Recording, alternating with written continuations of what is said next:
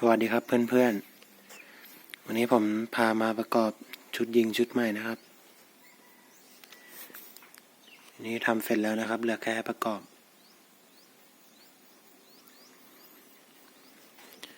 ผ่านท้ายนี้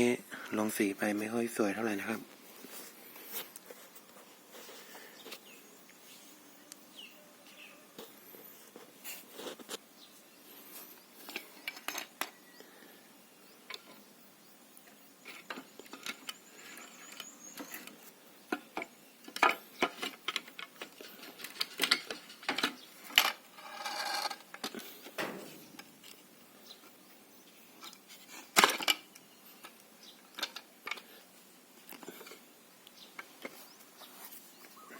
ถ่ายคลิปคนเดียวก็ลำบากหน่อยนะครับ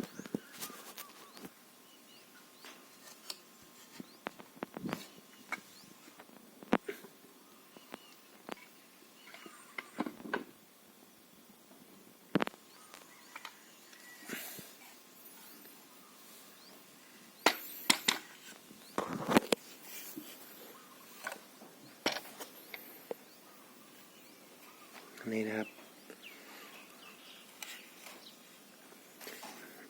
เดี๋ยวเราจับน็อตตรงนี้ตัวหนึ่ง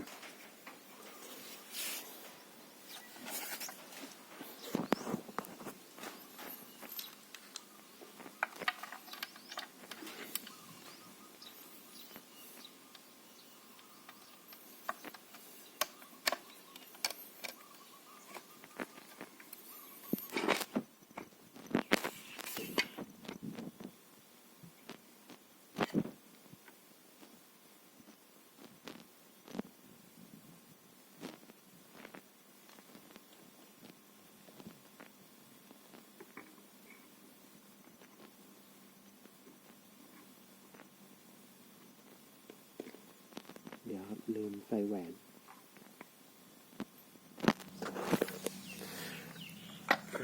เดี๋ยวขอไปหยิบแหวนแป๊บนึงครับ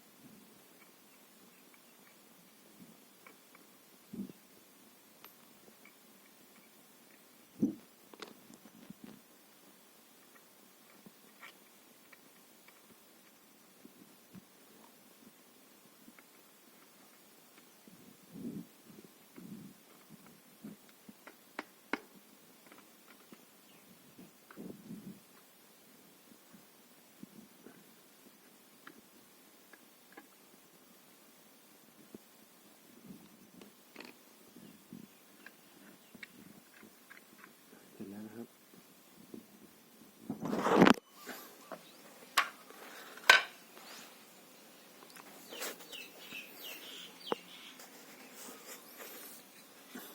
เกณฑ์วัดลมอยู่ข้างล่างนะครับ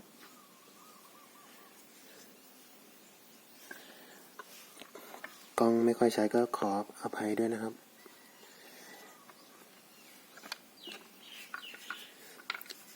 อย่ายิงให้ชมสักทีสองที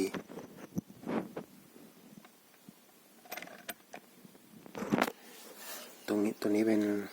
ระบบง้างค้างนะครับส่วนป้อนลูกตัวนี้นะครับตัวป้อนลูก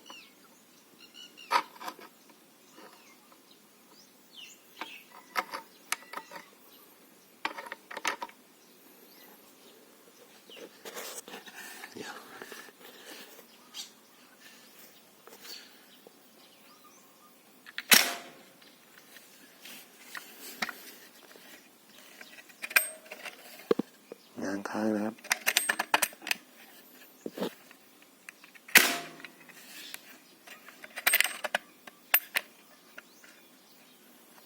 ตัวนี้เหมือนสปริงมันอ่อนไปนะครับว่าจะเปลี่ยนสปริงใหม่สปริงอ่อนก็จะไม่ค่อยแรงนะครับแรงตีมันจะน้อย